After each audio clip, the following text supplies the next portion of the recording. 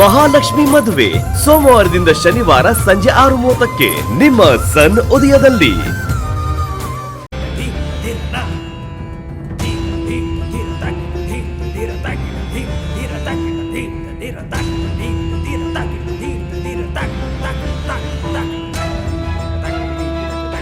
ಗುರುಗಳೇ, ಸ್ವಲ್ಪ ಜಾತಕ ನೋಡ್ಬೇಕಿತ್ತು.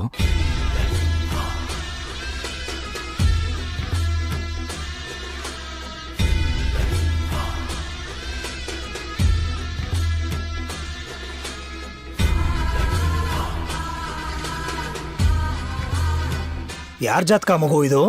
ಇದು ನಮ್ಮಣ್ಣ ಮತ್ತೆ ಅವನ ಮದುವೆ ಆಗ್ತಾರೋ ಹುಡುಕಿತು. ಸ್ವಲ್ಪ ರಾಶಿ ನಕ್ಷತ್ರ ಎಲ್ಲ ಹೊಂದಾಣಿಕೆ ಆಗ್ತಾ ಇದೆಯಾ ಅಂತ ನೋಡಿ ಹೇಳಿ ಗುರುಗಳೇ.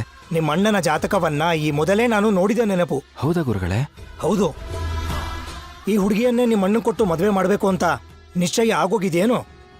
ಹೌದು ಗುರುಗಳೇ. ಯಾಕೆ, ಏನಾಯ್ತು? ನಿಶ್ಚಯ ಮಾಡೋದಕ್ಕಿಂತ ಮೊದಲು ಜಾತಕನ ಯಾರಿಗೂ ತೋರಿಸಿಲ್ವಾ? ತೋರಿಸಿದ್ವಿ. ಸ್ವಾಮಿಗಳು ಸರಿ ಇದೆ ಅಂದಮೇಲೆ ನಿಶ್ಚಿತಾರ್ಥ ಮಾಡಿದ್ದು. ನೋಡಪ್ಪ, ಹೀಗೆ ಹೇಳ್ತಾ ಇದ್ದೀನಿ ಅಂತ ತಪ್ಪು ತಿಳ್ಕೋಬೇಡ.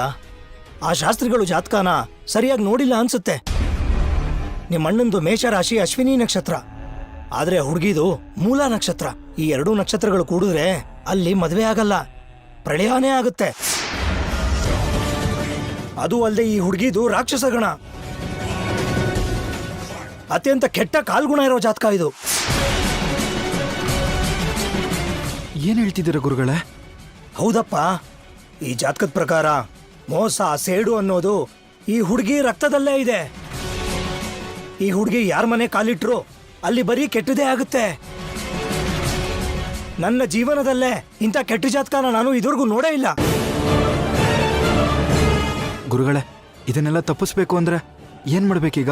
ಈ ಮದ್ವೆ ನಿಲ್ಸೋದ್ ಬಿಟ್ರೆ ಬೇರೆ ಪರಿಹಾರ ದಾರಿ ಇಲ್ಲ ಮಗು.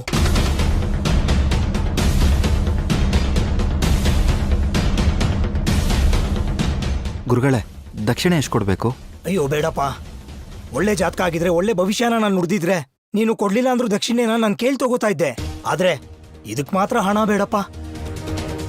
ನೋಡಪ್ಪ, ಒಂದು ಮುಖ್ಯವಾದ ವಿಷಯ, ನಿಮ್ಮ ಮನೆ ಒಡೆದು ಹೋಗದಿರಂಗೆ ಕಾಪಾಡ್ಕೊಳ್ಬೇಕಾಗಿರೋ ಜವಾಬ್ದಾರಿ ನಿನ್ನ ಹೆಗಲ ಮೇಲಿದೆ. ಅದು ಮಾತ್ರ ನಿಂಗೆ ನೆನಪಿರ್ಲಿ. ಆಯ್ತು ಗುರುಗಳೇ.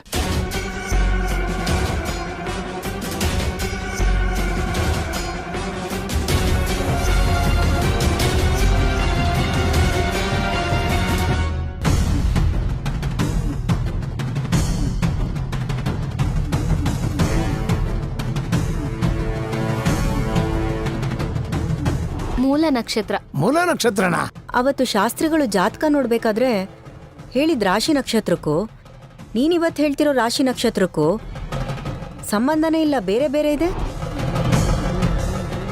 ನಿನ್ ಹಣೆ ಬರಹ ಬದಲಾಗ್ಬೇಕು ಅಂದ್ರೆ ನಿನ್ನ ಜಾತಕ, ಜನ್ಮಕುಂಡಲಿ ಎಲ್ಲ ಬದಲಾಗ್ಬೇಕು.